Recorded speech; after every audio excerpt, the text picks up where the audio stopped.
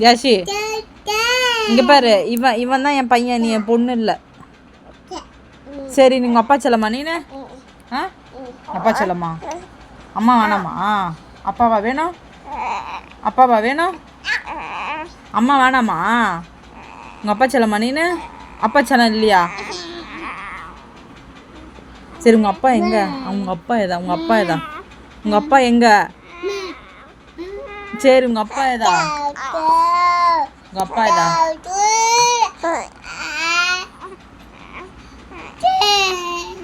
ஐயோ நடுப்பே.